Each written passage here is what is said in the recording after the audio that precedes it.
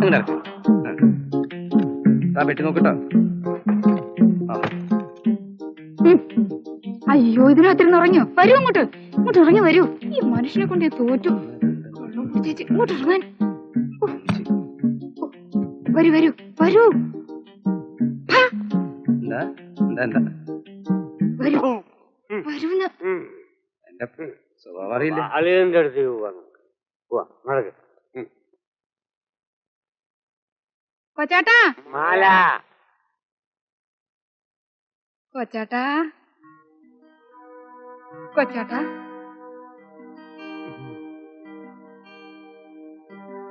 അയ്യോ കൊച്ചാട്ടാ.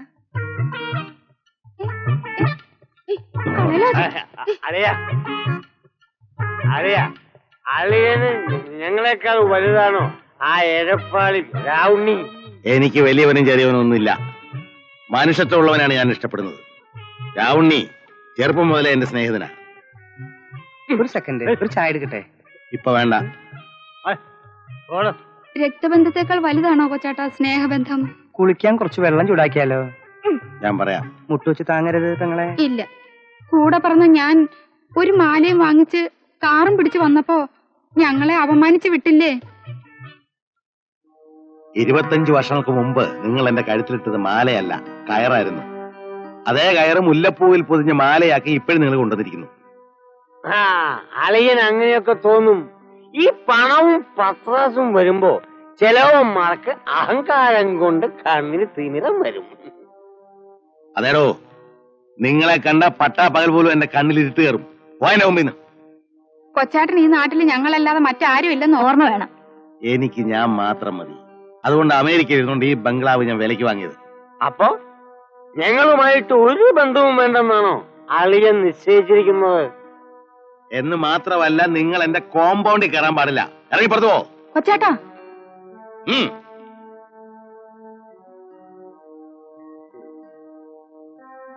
ലക്ഷ്മി വാ, നമുക്ക് പോവാം. വാ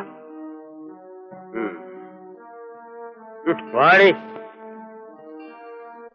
ആ ചതിയൻ രാവുണ്ണിയാ കൊച്ചാണ്ട മനസ്സ് മാറ്റിക്കളഞ്ഞത്. അത് കറക്റ്റ്. അമ്മാവനെവിടെ? അമ്മാവനെ കാലം കൊണ്ടുപോയി. എടീ, ആ കംസൻ അമ്മാവനൊന്നുമല്ല, കുമ്മാവൻ. നിന്റെ അമ്മയെ അധിക്ഷേപിച്ചാ പറഞ്ഞയച്ചത്. മോളെ, നിന്റെ അച്ഛനോട് കളിച്ചിരുന്നെങ്കിൽ കാണാമായിരുന്നു. എന്താടി പണ്ട് അമ്മാവനോട് നിങ്ങൾ ചെയ്തതിന് ഇപ്പൊ അമ്മാവനും പകരം വീട്ടി കാണും. അവൻ എന്തു വേണമെങ്കിലും ചെയ്യട്ടടി. ഇങ്ങോട്ട് നോക്ക്. 41 ദിവസത്തിനകത്ത് 90 ദിവസത്തിനകത്ത് അവനെ ഈ നാട്ടിൽ നിന്ന് വീണ്ടും ഞാൻ കെട്ടിച്ചിട്ടില്ലെങ്കില് ഞാൻ നിന്റെ അമ്മയുടെ നായരല്ല. അതെന്ത് കുന്തമെങ്കിലും ആവട്ടെ, അതിലൊന്നുമല്ല എനിക്ക് വിഷമം. കൊച്ചാട്ടം കൊണ്ടുവന്നത് മുഴുവൻ ആ രാവുണ്ണി എടുക്കുമല്ലോ എന്ന് ഓർക്കുമ്പോ എന്റെ അടിവയറ്റിന്നൊരു തീയ.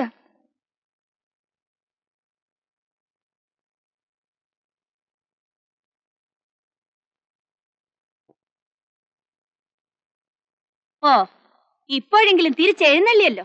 ആ മേനോൻ എന്നെ വിടണ്ടേ ഭാർഗവി? കാശ് കിട്ടിയോ? കിട്ടൂന്നാ തോന്നണേ. അത് ശരി. ആഹാ, എവിടെ ഞാനൊന്ന് നോക്കട്ടെ. നീ എന്നെ ദേഹപരിശോധന ഒന്നും നടത്തണ്ട. ആ മേനോനെ കണ്ടപ്പോ കൃഷ്ണനെ കണ്ട കുചേലിനെ പോലെ ഞാൻ എല്ലാം മറന്നുപോയി. അയ്യടാ, നീളത്തി പൂമാലയും കൊണ്ട് പോയിട്ട് വെറും കൈയോടെ കയറി വന്നിരിക്കുന്നു. നടന്നത് എന്താണെന്ന് അറിയാതെ നീ കിടന്ന് ചാടരുത്. ഞാൻ ആകെ വിശന്ന് തല ചുറ്റിയാ വന്നിരിക്കുന്നു. എന്നാലേ ഞാനിനി അടുപ്പ് തീ എത്തിക്കത്തില്ല. അത്രയ്ക്ക് കൊള്ളത്തില്ലല്ലോ. നിന്റെ വേലയൊന്നും എന്നോട് കാണിക്കണ്ട. എന്താ ഒരു മണം? വറുത്തമീന്റെ. വറുത്തമീൻ മാത്രമല്ല, ചെമ്മീൻ ഒലത്തിയത്, കരിമീൻ പപ്പാസ്, കാച്ചിയ മോര്, പപ്പടം എല്ലാം ഉണ്ട്. എന്നാ ഇത്തിരി ചോറ് വിളമ്പ്. അങ്ങേ വീട്ടിലോടെയല്ല അവിടുന്ന് മണം വരുന്നത്. അങ്ങേ വീട്ടിൽ നിന്റെ അച്ഛൻ വിളമ്പി വെച്ചിട്ടുണ്ട്. ആഹാ, എന്റെ അച്ഛന് പറയല്ലേ, ഞാൻ കാണിച്ചു തരാതല്ലോ.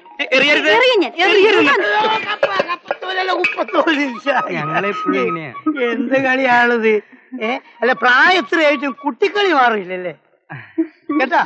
പിന്നെ ഞാനേ മുഖസ്തുതി പറയാണെന്ന് വിചാരിക്കരുത്. ഇത്ര ഐക്യത്തോടും സന്തോഷത്തോടും കൂടി ജീവിക്കുന്ന ഒരു കുടുംബം ഈ നാട്ടിലില്ല കേട്ടോ. എന്റെ ഭഗവാനെ. എന്താ എന്താ എന്താ എന്താ എന്താ താനെന്നെ വന്നേ? രാമുണ്യാശാനോട് ഒരു കാര്യം പറയാൻ വേണ്ടി വന്നതാ. നമ്മുടെ ആ ശ്രീധരമേനോന്റെ വീട്ടിലൊരു കാര്യസ്ഥന് ആവശ്യമുണ്ടെന്ന് പറഞ്ഞു. എന്റെ പൊന്നാശാൻ അതെങ്ങനെങ്കിലും ഒന്ന് ഒപ്പിച്ചതാ. എന്റെ പെങ്ങളെ ഒന്ന് പറ പെങ്ങളെ ഒന്ന് പറ. അതൊന്ന് ശരിയാക്കി കൊടുക്കുന്നേ. കള്ളൻ, കള്ളൻ.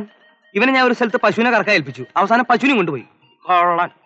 അശോനെ ഇനി ആ വാക്ക് ഉപയോഗിച്ചു പോരുത്. കള്ളനോ തെണ്ടിയാണെങ്കിലും ഞാൻ അഭിമാനമുള്ളവനാ.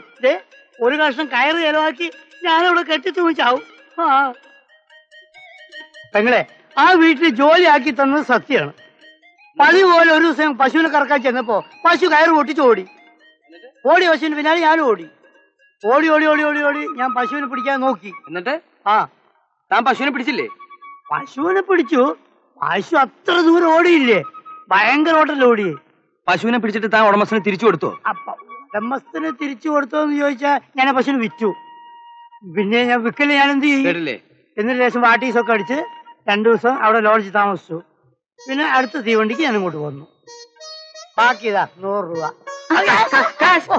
അങ്ങനെ എന്താന്ന് കാശിതാ എന്റെ പെങ്ങളെ കയ്യില്. എന്നാ ജോലി പെങ്ങളോട് ചോദിച്ചോ. എന്റെ പൊന്നമ്മേ, ഈ ജോലി എങ്ങനെയെങ്കിലും ഒന്ന് ശരിപ്പെടുത്തതാ. കുട്ടൻ വിഷമിക്കണ്ട, എല്ലാ കാര്യവും ഞാൻ ഇദ്ദേഹത്തോട് പറഞ്ഞ് ശരിയാക്കിക്കൊള്ളാം. അപ്പൊ ഞാൻ ഉറപ്പിച്ചോട്ടെ. കാല് പിടിക്കണ്ട, കാല് പിടിക്കണ്ട, കാല് പിടിക്കണ്ട. കാല് പിടിക്കാൻ എനിക്ക് ഇന്ന് ഭ്രാന്തുണ്ടോ? ഒന്നുകൂടി മാറി.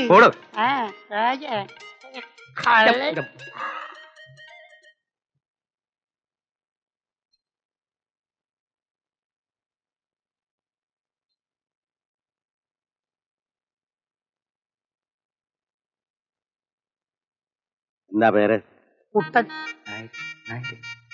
നായര്. കുട്ടൻ നായര്. ഏതുവരെ പഠിച്ചു? ബികോം ആണ്. ഞാനിതാരോടും പറയാറില്ല. അത്രയ്ക്കും എളിമയാണ്. എളിമ കൊണ്ട് മാത്രം നാട്ടുകാർ മുഴുവൻ എളിമേട്ടാന്നാ വിളിക്കണേ. അങ്ങനെയല്ലേ? അങ്ങനെ തന്നെ അങ്ങനെ തന്നെ. കുട്ടൻ നായരെ ഇവിടുത്തെ കാര്യസ്ഥനാക്കി നിയമിക്കണമെന്ന് രാവുണ്ണിക്ക് അങ്ങേയറ്റത്തെ താല്പര്യമുണ്ട്. ഓ ഓ വളരെ സന്തോഷം. പക്ഷെ എനിക്ക് താല്പര്യമില്ല. അതെന്താ സാറേ?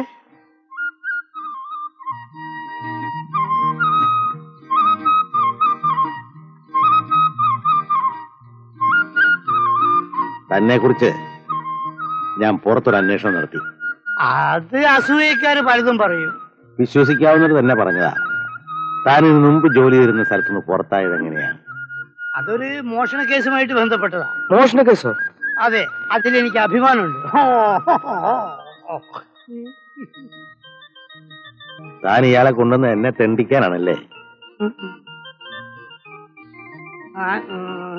മുതലാളി, പഴയ മുതലാളിയുടെ ബംഗ്ലാവ് കള്ളൻ കയറി. എന്നെ കണ്ടപ്പം കത്ത സാധനം അവിടെ ഇട്ടിട്ട് കള്ളൻ ഓടി. ഞാൻ അതെടുത്ത് മുതലാളിയെ ഏൽപ്പിച്ചു. മുതലാളി എന്നെ പോലീസിൽ ഏൽപ്പിച്ചു. പോലീസ് എന്നെ കോടതിയിലേക്ക് അയച്ചു. കോടതി 3 കൊല്ലം ശിക്ഷിച്ച് എന്നെ ജയിലിലേക്ക് അയച്ചു. 3 കൊല്ലം കഴിഞ്ഞപ്പോ ഞാൻ നിരപരാധിയാണെന്ന് തെളിഞ്ഞ് എന്നെ വെറുതെ വിട്ടു. ഇക്കാലത്തൊരു ഉപകാരം ചെയ്താൽ ഇതാണ് അനുഭവം. തൽക്കാലം ഒരു കാര്യം ചെയ്യാം. നമുക്ക് ഒരു മാസക്കാലം കുട്ടൻ നായരെ അപ്രന്റീസ് ആയിട്ട് നിയമിച്ചൂടെ? കുട്ടൻ നായർക്ക് പാചകം ചെയ്യാൻ അറിയാവോ? ഓ, 1000 ആൾക്കുള്ള ഡിന്നറ് ഞാനൊരു 1/2 മണിക്കൂർ കൊണ്ട് ചെയ്യും. ചെയ്യും. എനിക്കിവിടെ ഡിന്നർ ഒന്നും വേണ്ടടോ. നല്ല നാടനരിയുടെ കഞ്ഞിയും കുടിച്ച് ശുദ്ധവായും വെളിച്ചവും ഏറ്റ് ജീവിക്കണം. അതിനാ ഞാൻ അമേരിക്ക വിട്ട് ഇങ്ങോട്ട് പോകുന്നത്. താൻ വീട്ടിൽ പോയി ഡ്രസ്സൊക്കെ എടുത്ത് വരികയല്ലേ നല്ലത്.